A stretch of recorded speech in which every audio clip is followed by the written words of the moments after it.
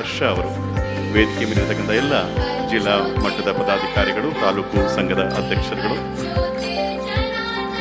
ಇದು ಕರ್ನಾಟಕ ರಾಜ್ಯ ಸರ್ಕಾರಿ ನೌಕರರ ಸಂಘದ ಮುಖ್ಯ ನಡೀತಾ ಇರುವಂತಹ ಪೂರ್ವಕ್ಕೆ ಇದೊಂದು ವಿಶೇಷವಾದ ಕನ್ನಡಿಯಂತಹ ಕಾರ್ಯಕ್ರಮ. ಎಲ್ಲ ಕೇಳಲಿ ಎಂದು ನಾನು ಹಾಡುವುದಿಲ್ಲ, ಹಾಡುವುದು ಅನಿವಾರ್ಯ ಕರ್ಮನ್ನಗೆ ಎನ್ನುವಂತೆ ಕೆಲಸ ಮಾಡ್ತಾ ಇರ್ತಕ್ಕಂಥ ಎಲ್ಲ ಕಾಯಕ ಯೋಗಿಗಳು ನೀವು ಸರ್ಕಾರದ ಆಶೋತ್ತರಗಳಿಗೆ ಕೆಲಸವನ್ನು ಮಾಡ್ತಾ ಇದ್ದ ಗೌರವದ ಸ್ವಾಗತವನ್ನು ಬಯಸ್ತಾ ಇದ್ದೇನೆ.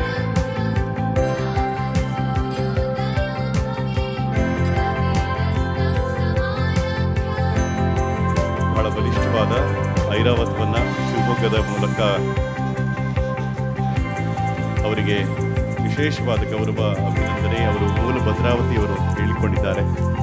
ನಮ್ಮ ಶಿವಮೊಗ್ಗ BB ಸ್ಟ್ರೀಟ್ನಲ್ಲಿ 10 ವರ್ಷಗಳ ಕಾಲ ವಾಸವಾಗಿದ್ದು ಇಲ್ಲಿಂದಲೇ ಅವರು ಇಂಟರ್ವ್ಯೂವನ್ನು ಮುಗಿಸಿ ಅವರ ಮಾಧ್ಯಮದ ರಂಗಕ್ಕೆ ಪ್ರವೇಶ ಮಾಡಿದ್ದಾರೆ. ಅವರಿಗೆ ಆಯುಷ್ ಮತ್ತು ನೆಮ್ಮದಿ ಎರಡೂ ಸಿಗಲಿ ಅಂತೇಳಿ ನಾನು ಭಗವಂತನಲ್ಲಿ ಹಾರೈಸ್ತೇನೆ. ಯಾರ್ಯಾರಾಗುತ್ತೆ ಅವರೆಲ್ಲರೂ ಕೂಡ ಉಪಹಾರದ ವ್ಯವಸ್ಥೆಯನ್ನ ವೇದಿಕೆಯ ಬಲಭಾಗ ಈ ಶಾಮಿಯಾನ ಹಾಕಿದ್ವಿ, ಅಲ್ಲಿ ವ್ಯವಸ್ಥೆ. ನೆಕ್ಸ್ಟ್ SSLC ಹೆಣ್ಮಕ್ಳು ಬಂದ್ಮೇಲೆ PUC ಹೆಣ್ಮಕ್ಳು ಸಿದ್ಧರಾಗಬೇಕು. ಅದಾದ್ಮೇಲೆ SSLC ಬಾಯ್ಸ್, PUC ಬಾಯ್ಸ್ ಅಂತ ಎಕ್ಸಿಟ್ ಆಗಬೇಕಷ್ಟೇ. ಈಗ ರೇಟ್ ಎಕ್ಸಿಟ್ ಆಗ್ತಾ ಇದ್ದಾರೆ.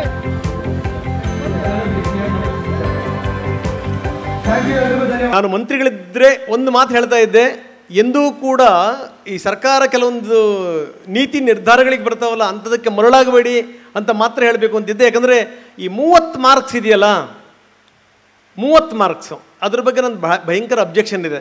ಇದು ನಮಗೆ ನಿಮಗೆ ಅನ್ವಯ ಆಗುವಂಥದ್ದಲ್ಲ. 30 ಮಾರ್ಕ್ಸು ಮುಂದಿನ ದಿನಗಳಲ್ಲಿ ಅದು 25ಕ್ಕೆ 20ಕ್ಕೆ ಅಥವಾ ಮುಂದಕ್ಕೆ ಹೋಗ್ಬಿಟ್ರಪ್ಪ ಅತ್ಲಾಗೆ ಅಂತ ಕಳಿಸಿದ್ರು ಕೂಡ ಆಶ್ಚರ್ಯ ಇಲ್ಲ. ಈ ಕೋವಿಡ್ ಸಂದರ್ಭದಲ್ಲಿ ಪಾಸಾಗಿರುವಂಥವ್ರನ್ನ ಯಾರು ಕನ್ಸಿಡರ್ ಮಾಡ್ತಾರೆ ಹೇಳಿ? ಆದರೆ ತಮಗಿದು ಯಾವುದೂ ಕೂಡ ಅನ್ವಯ ಆಗಲ್ಲ. ಯಾಕಂದರೆ ನೀವೆಲ್ಲ ಕೂಡ ತುಂಬ ಪ್ರತಿಭೆ ಇರುವಂಥ ವಿದ್ಯಾರ್ಥಿನಿಯರಿದ್ದೀರಿ. ನಿಜಕ್ಕೂ ಸಮಸ್ಯೆ ಎಲ್ಲಿ ಬರುತ್ತೆ ಗೊತ್ತಾ? ನಾನು ಹಳ್ಳಿಯಲ್ಲಿ 7ನೇ ಕ್ಲಾಸ್ ತನಕ ಓದ್ಕೊಂಬಂದಿರೋನು. ನನ್ನ ಹಳ್ಳಿನಲ್ಲಿ 1ರಿಂದ 7ನೇ ತರಗತಿ ಅಂತಂದರೆ 3 ಕೋಣೆಗಳಿದ್ದವು. ಈಗಲೂ ಕೂಡ ಇಂಗ್ಲೀಷ್ ಅಂದರೆ ಮೇಲೆ ಕೆಳಗೆ ನೋಡುವಂಥ ಸ್ಥಿತಿ ಇದೆ. ಅಂಥವ್ರಿಗೆ ನಿಜಕ್ಕೂ ನಮ್ಮ ಯೋಜನೆಗಳು ತುಂಬ ಕೆಟ್ಟ ಸ್ಥಿತಿ ತಂದುಬಿಡ್ತವೆ. ಹೆಂಗೋ SSLC ತಳ್ಳಿಬಿಡ್ತೀರಿ ನೀವು, PUC ಬಂದು ನಿಂತ್ಕೊಂಡ್ಬಿಡ್ತವೆ ಮಕ್ಕಳುಗಳು. ಮುಂದಕ್ಕೆ ಅವಕ್ಕೆ ಕಾಂಪೀಟ್ ಮಾಡುವಂಥ ಶಕ್ತಿ ಇರಲ್ಲ, ಅಲ್ಲಿಗೆ ನಿಂತು ಹೋಗ್ಬಿಡುತ್ತೆ. ಯಾವ ಪುಣ್ಯಾತ್ಮರು ನಿಮಗೆ ಐಡಿಯಾ ಕೊಟ್ಟರಪ್ಪ ಅಂತ ಮಂತ್ರಿಗಳಿಗೆ ಕೇಳಬೇಕಾಗಿತ್ತು, ಅವರಿಲ್ಲ. ಸಂದೇಶ ಮೋಸ್ಟ್ಲಿ ರವಾನೆ ಆಗಿದೆ ಅಂತ ಭಾವಿಸ್ತೀನಿ.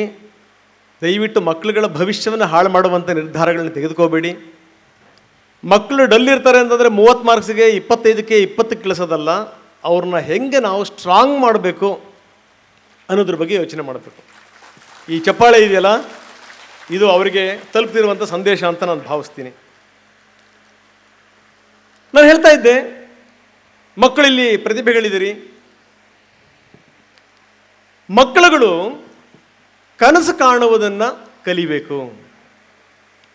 ತಂದೆ ತಾಯಿಗಳು ಕನಸು ಕಾಣುವುದನ್ನು ಹೇಳಿಕೊಡ್ಬೇಕು. ಬರೀ ಕನಸು ಕಾಣುವಂಥದ್ದು ಮಾತ್ರ ಅಲ್ಲ, ರಾತ್ರಿ ಕಣ್ಣು ಮುಚ್ಚಿದಾಗ ಬೀಳುವಂಥ ಕನಸು ಇದೆಯಲ್ಲ, ಆ ಕನಸು ಬೆಳಗಿನ ತನಕ ಮಾತ್ರ.